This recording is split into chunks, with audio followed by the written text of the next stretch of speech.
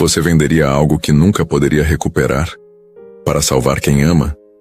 E se no meio do desespero você encontrasse alguém que mudasse tudo, inclusive você mesma?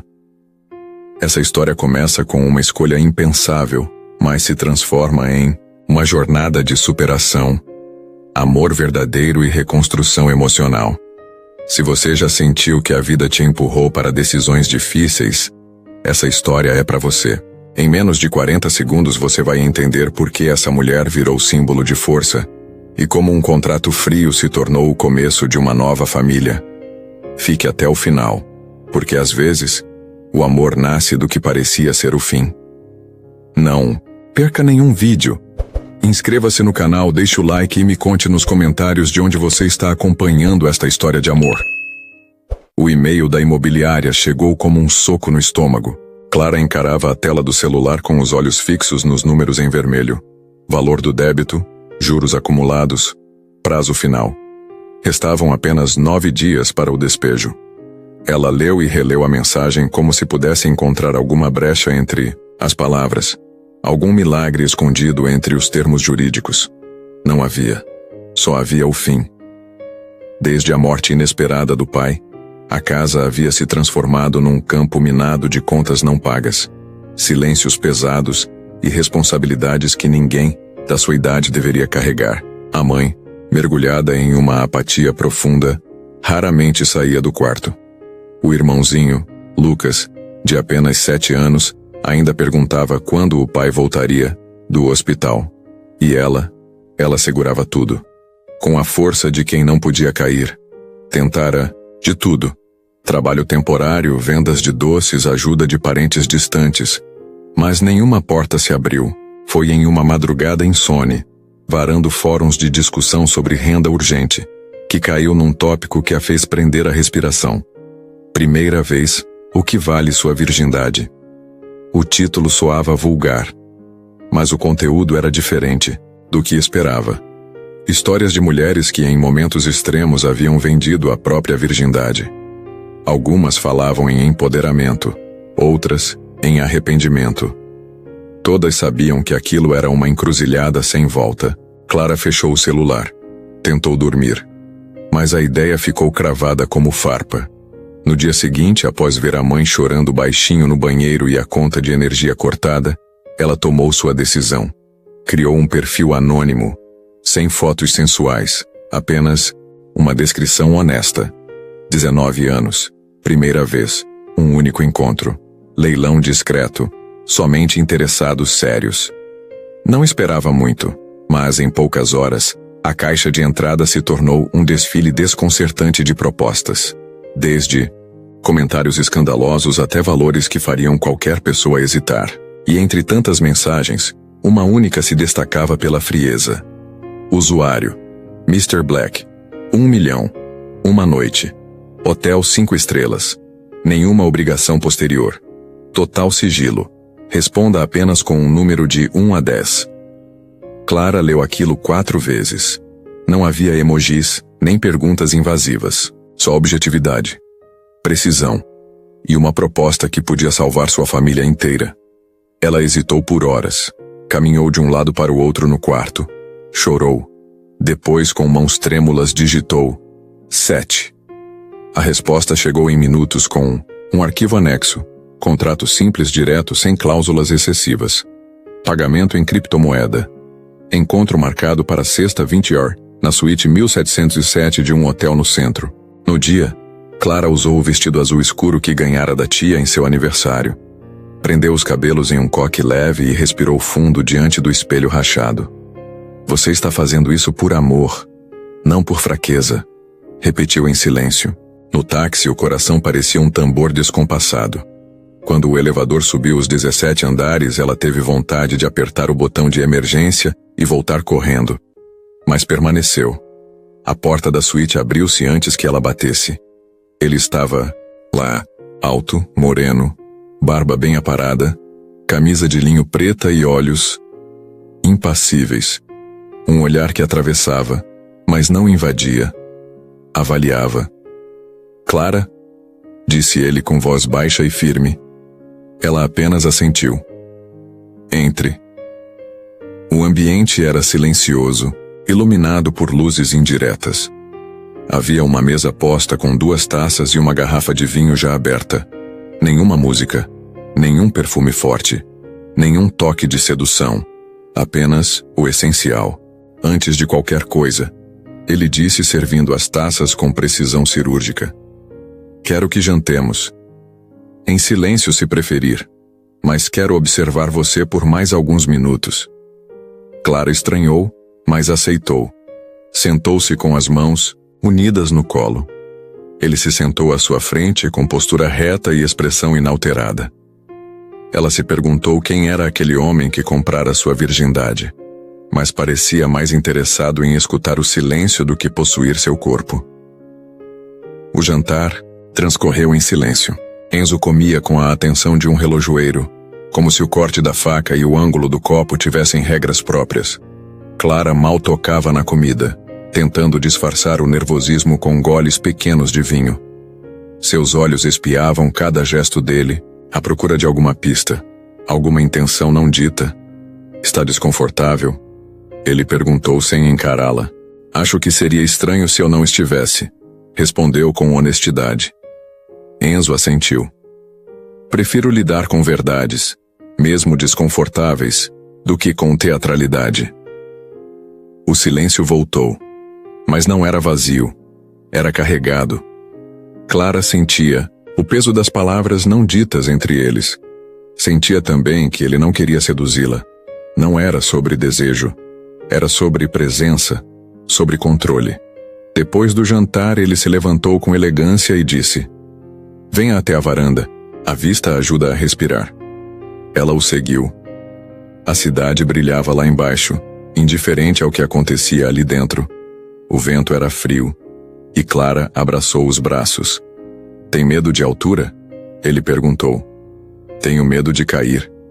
"O que é diferente?" Enzo olhou para ela por um segundo mais longo do que o necessário. Depois sorriu. Um sorriso quase imperceptível. "Essa resposta diz mais sobre você do que tudo o que li no seu perfil." Clara franziu o senho. "Você investigou minha vida. Eu pedi seu CPF para depósito. Não foi difícil saber seu histórico acadêmico, fui cuidadoso. Não queria comprar um risco." Ela mordeu o lábio. "E descobriu o quê? Que você não é comum, que tem talento para coisas grandes, e que está aqui por desespero, não por vaidade." Ela virou o rosto desconfortável. "Ainda parece errado." "Talvez seja. Mas é real. E pelo menos aqui nada vai acontecer sem seu consentimento." Ele voltou para dentro. Clara hesitou por alguns segundos antes de acompanhá-lo. No quarto, o ambiente era aquecido, aconchegante e respeitosamente neutro. Havia velas acesas, mas nenhuma insinuação explícita. Enzo abriu uma caixa pequena e tirou de dentro um colar fino com uma pedra azul translúcida.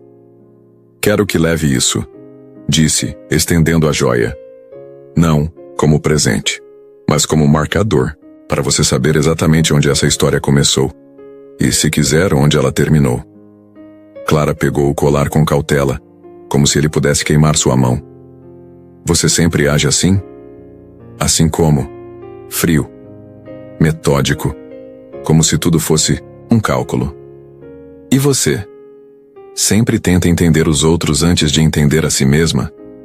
Ela prendeu a respiração. Ele estendeu a mão. Clara não sabia se era um convite ou um teste, mas algo na forma como ele a olhava, firme mas não invasivo, a fez aceitar. Ele a guiou até a cama, sem pressa, sem palavras. A primeira carícia foi tão leve que ela quase não percebeu. Um toque na clavícula, outro atrás da orelha, nenhum gesto apressado, nenhum movimento vulgar. Enzo tocava como quem procurava algo que já soube encontrar, mas há muito havia esquecido como. Quando os dois estavam juntos, finalmente, não foi brutal, nem cinematográfico. Foi estranho, humano, tenso, real. Clara sentiu medo e depois alívio, vergonha e depois uma paz silenciosa. Ele não falou nada após o momento. Apenas levantou, vestiu a camisa e desapareceu na sala. Ela ficou ali deitada, encarando o teto. Depois de alguns minutos, se levantou ainda envolta no lençol. Sobre a mesa, havia um envelope e um papel dobrado. Ela abriu. Contrato encerrado. Pagamento efetuado. Nenhum contato será feito. Cuide-se. Clara respirou fundo. Pegou o colar, pendurou no pescoço e vestiu-se lentamente. Antes de sair, olhou uma última vez para o quarto. Era como sair de uma cápsula fora do tempo. Lá embaixo, na rua iluminada, pela cidade que seguia indiferente, ela sentiu algo estranho. Não era alívio, nem arrependimento. Era uma pergunta. Quem é esse homem que tocou meu corpo e me deixou com tanto silêncio por dentro? Nos dias que se seguiram, Clara tentou voltar à rotina. Pagou as contas, reativou o plano de saúde da mãe, comprou o material escolar do irmão e voltou a vender doces no semáforo, como se a normalidade pudesse apagar o que vivera. Mas o silêncio dentro dela continuava. Era como se algo tivesse sido arrancado com cuidado, não à força, mas com precisão cirúrgica, e deixado um espaço que ela não sabia como preencher. Ela não esperava vê-lo novamente. Não achava que ele fosse do tipo que quebrava as próprias regras, mas quebrou. Na quarta noite, quando voltava para casa com os pés cansados e a sacola de supermercado quase rasgando, viu um carro preto parado em frente ao portão. Um homem de terno escuro desceu. Enzo. Não quero confusão. Foi tudo o que ela conseguiu dizer, com a voz mais firme do que se sentia. Não vim para discutir. Vim porque não consigo parar de pensar em você. Ela largou a sacola no chão. As frutas rolaram pela calçada. Você deixou claro que não queria vínculos. Eu disse que não repetia experiências. Não disse que não mudava de ideia. Ele entregou um envelope branco. Dentro, havia um cartão com o nome de um instituto social voltado para a educação de meninas em situação de risco e um convite de trabalho. É o que você merece, Clara. Uma oportunidade, não como dívida nem caridade, como reconhecimento. Ela estreitou os olhos. Por que eu? Por que agora? Porque percebi que você foi a primeira coisa na minha vida que eu não consegui controlar. Ela não respondeu. Apenas pegou o envelope do chão, entrou em casa e fechou o portão. Na manhã seguinte, o motorista apareceu na porta. Clara hesitou, mas entrou. O Instituto Moretti era real. Espaço amplo, professores motivados, crianças rindo nos corredores. E ela, ali, conduzida a uma sala com vista para um jardim, onde encontraria novamente o homem que vira despir-se da armadura. Por segundos, apenas segundos, naquela noite, Enzo apareceu com uma pasta de relatórios e 2 cafés. O cargo está em aberto. É seu se quiser. Condições justas, liberdade para estudar, salário digno. E você espera o que em troca? Que você faça a diferença aqui, que use o que tem, sua sensibilidade e sua inteligência para transformar esse lugar. Nada mais. Clara aceitou. Nos dias seguintes mergulhou no trabalho. E contra a própria vontade também na rotina de Enzo. Eles se cruzavam no corredor, trocavam mensagens curtas, às vezes almoçavam juntos em silêncio. Ele nunca invadiu, nunca tocou no assunto da noite entre eles. Mas o olhar entregava o que as palavras não ousavam. Num desses almoços, Clara soltou, quase sem pensar. Como alguém tão fechado consegue sustentar um projeto como esse? Enzo respondeu sem levantar os olhos do prato. Eu acredito em recomeços. Só não sei como vivê-los. Ela inclinou a cabeça. Está tentando, ao menos? Estou tentando com você. Naquela noite ele a levou até em casa. O carro ficou parado por alguns segundos com o motor ligado, os dois em silêncio. Antes de sair, ela perguntou. Enzo, por que você realmente me procurou? Ele não hesitou. Porque você me tirou da neutralidade, e eu precisava descobrir se o que senti foi real, ou só um reflexo da solidão. Ela engoliu seco. E o que descobriu? Que você não foi reflexo. Foi ruptura. Clara saiu do carro com o coração acelerado. Naquela noite, ao deitar, sentiu algo que a surpreendeu. Saudade, não da noite do hotel, mas do homem por trás daquela frieza, do silêncio que, com ela, parecia sempre prestes a falar. E pela primeira vez, ela se perguntou se a vida poderia mesmo nascer de uma noite que, à primeira vista, parecia ter sido o fim de tudo. O convite para conhecer a casa de Enzo chegou numa terça-feira. Não veio por mensagem nem com flores. Veio em forma de pergunta simples, feita entre um relatório e outro. Gosta de lareiras? Ou prefere ambientes mais abertos? Clara franziu a testa sem entender. Depende do contexto. Amanhã, 7 da noite. Vou te mostrar os dois. Ela hesitou. Já sabia que nada com Enzo era simples, mas algo na forma com que ele a olhava, mais suave, menos blindado, a fez aceitar. A casa ficava no alto de um condomínio cercado por vegetação nativa. Era grande, elegante, silenciosa. Tudo parecia ter sido escolhido para não chamar atenção. Cores neutras, arte discreta, móveis impecavelmente alinhados. Era o tipo de lugar onde até os silêncios tinham lugar marcado. Você mora sozinho? Ela perguntou, ao passar, pela sala de pé direito alto. Com meus fantasmas, respondeu, meio rindo, meio sério. Ele a conduziu por uma breve visita. Cozinha ampla, biblioteca particular, sala de meditação com vista para a mata. Mas foi um corredor lateral que prendeu a atenção de Clara. Havia ali uma porta entreaberta, o único cômodo com uma luz quente, quase caseira, escapando pelas frestas. Posso? Ela perguntou, já colocando a mão na maçaneta. Claro, disse ele, sem alterar o tom.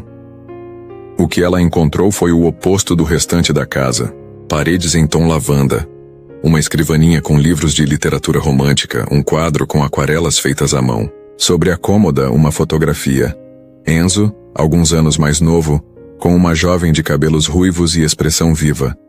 Ela sorria com uma felicidade tão genuína que o tempo parecia ter congelado. Clara reconheceu o contraste imediatamente. Aquele Enzo sorria com o corpo inteiro. Ela era importante, disse, virando-se para ele. Ele assentiu. Elisa. Silêncio. Ele se aproximou lentamente, parando ao lado dela. Foi minha noiva. Moramos juntos. Eu achava que estávamos bem. O que aconteceu? Depressão. E o meu erro foi não notar os sinais. Quando ela se foi, deixou uma carta, mas nenhum aviso. Nenhum pedido de socorro. Só silêncio. Clara não conseguiu conter o nó na garganta. Isso aqui... Ela olhou ao redor. É um memorial? Foi. Por muito tempo. Hoje é só um lembrete de que nem tudo pode ser controlado. Ela olhou para ele. E é por isso que você vive como... Vive? Controlando tudo, inclusive os sentimentos? Enzo respirou fundo, olhando para a foto. Quando você perde alguém de forma imprevisível, o caos se torna um inimigo. E eu passei a negociar tudo como se fosse contrato, inclusive as emoções. Ela se afastou um pouco, sentindo o ar rarefeito. Foi por isso que você me escolheu? Porque eu era imaculada, inexperiente? Uma página em branco para você reescrever? A pergunta saiu como um golpe que ela mesma não sabia que vinha guardando. Enzo a encarou. Sério. Não. Eu te escolhi porque você não pedia permissão para existir. Mesmo com medo, você enfrentava, isso me desafiou. E me desconcertou. Clara não sabia o que dizer. Mas, nos dias seguintes, a visita ao quarto de Elisa passou a rondar seus pensamentos. Não pela existência da ex-noiva, mas pela sensação incômoda de que Enzo ainda vivia entre aquele passado e o presente. Ainda preso entre o que perdeu e o que estava tentando construir. E o pior de tudo era não saber se ela era a ponte ou a substituição. Aos poucos, Clara se afastou.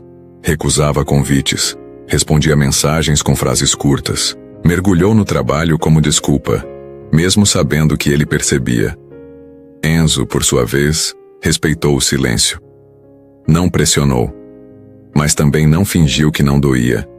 E assim, pela primeira vez desde o início, o vazio voltou a crescer entre os dois, não como rompimento, mas como pausa.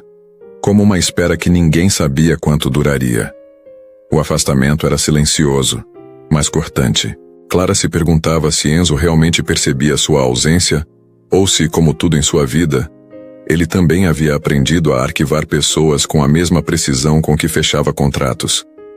Não houve brigas, nem despedidas. Apenas um vazio crescente entre as mensagens atrasadas, os convites recusados e a ausência física que se alongava como um eco. Mas o silêncio não durou para sempre. Numa tarde quente de janeiro, o telefone tocou com urgência. Era da escola de Lucas. Seu irmão passou mal. Estamos levando ele ao hospital agora, disse a diretora, com a voz controlada. O mundo girou. Clara largou tudo e correu. No pronto-socorro encontrou a mãe chorando e os médicos falando em apendicite aguda, risco de perfuração. A internação precisava ser imediata, mas o convênio estava desatualizado e não cobria o hospital indicado. Clara tentou negociar, ligou para o antigo plano, chorou na recepção. Nada funcionava. Lucas gemia de dor em uma maca improvisada. Era uma situação desesperadora. Foi então que o médico retornou com uma informação inesperada. O procedimento já está liberado. O paciente será transferido para o Hospital Vitória. Os custos foram cobertos por um doador anônimo. Ela soube na hora. Saiu do hospital, o coração ainda disparado, e chamou o primeiro carro por aplicativo. Não mandou mensagem, não pediu explicações. Apenas foi até o único lugar onde sabia que encontraria uma resposta. A casa dele. O portão estava destrancado, a porta entreaberta. Enzo estava na cozinha, cortando pão como se a vida seguisse normalmente. Você pagou a cirurgia do meu irmão, disse ela, sem rodeios. Ele não a olhou de imediato. Ele precisava. Você não teria tempo de pedir. Por que ainda faz isso, Enzo? Ele pousou a faca, enxugou as mãos em um pano e encarou Clara com firmeza. Porque eu não sei te esquecer. Porque você ainda está em tudo o que eu faço. E porque ajudar, você é o único jeito de me sentir inteiro. Ela quis falar, mas a garganta travou. Eu me afastei porque achei que era só uma substituição. Sussurrou. Que eu era só uma sombra do que você perdeu. Você não é sombra. Você é o sol que chegou depois da tempestade. A única coisa que não consigo prever, nem controlar. Enzo deu um passo à frente. Depois outro. Parou a poucos centímetros dela. Eu não sei amar direito, Clara. Não aprendi. Mas desde você venho tentando, sozinho. Em silêncio, com falhas, mas tentando. Ela sentiu os olhos se encherem. Eu tenho medo de você desistir. E eu tenho medo de estragar tudo. Mas o que mais me assusta é não tentar. A voz dele não tremeu. Mas os olhos, sim. Se eu te der a mão, agora você vai ficar? Ele perguntou, oferecendo a palma aberta. Clara respirou fundo. Pensou em todas as incertezas, em todas as noites mal dormidas, no começo estranho, no contrato silencioso, na história improvável, e ainda assim, tudo a levava de volta ali. Ela tocou a mão dele. Eu não prometo te entender todos os dias, disse. Mas prometo não fugir. Enzo a puxou num abraço longo, firme, sem urgência. Como quem volta para casa depois de muito tempo fora. Naquela noite, ela não dormiu por obrigação, nem por desejo. Dormiu por escolha. Enzo a cobriu com o lençol, sentou-se ao lado da cama e ficou ali em silêncio, observando o ritmo da respiração dela. Sobre a mesa de cabeceira um bilhete escrito à mão. Você não me salvou do que fui, mas está me ensinando quem eu ainda posso ser. E naquele momento, Clara soube. Eles não estavam inteiros ainda, mas estavam juntos. E isso por hora bastava. A vida com Enzo não virou conto de fadas, mas se transformou em algo que Clara jamais havia experimentado. Paz com imperfeições. Eles aprenderam a viver no ritmo um do outro. Clara, mais espontânea e sensível. Enzo, ainda metódico e resistente ao caos. Mas ele tentava, nos detalhes. Deixava bilhetes no espelho, aparecia com flores sem datas específicas, e às vezes simplesmente largava o celular para sentar-se ao lado dela e ouvir. "Está me estudando?" Ela perguntou certa vez, rindo ao notar o jeito como ele a observava, em silêncio. "Estou tentando memorizar", respondeu. "Porque você muda a cada dia. E eu não quero esquecer nenhum deles." Ela corou, e soube ali que o homem que um dia comprou seu silêncio agora aprendia a valorizar suas palavras. O quarto de Elisa foi esvaziado com cuidado, sem cerimônias. Enzo doou os livros, guardou os desenhos e manteve um único quadro. Uma pintura, abstrata em tons de vinho que agora ficava no corredor da nova casa. "O passado não precisa ser esquecido", ele disse. "Só precisa encontrar um lugar menos doloroso para existir." A casa nova era diferente de tudo o que ele conhecia. Sem muros altos, sem portões automáticos. Clara quis janelas amplas, quintal com árvores e um espaço onde Lucas pudesse brincar à vontade. Enzo cedeu a cada escolha, não por costume, mas por desejo de construir algo que não fosse só dele. Foi nesse espaço aberto que ela o surpreendeu.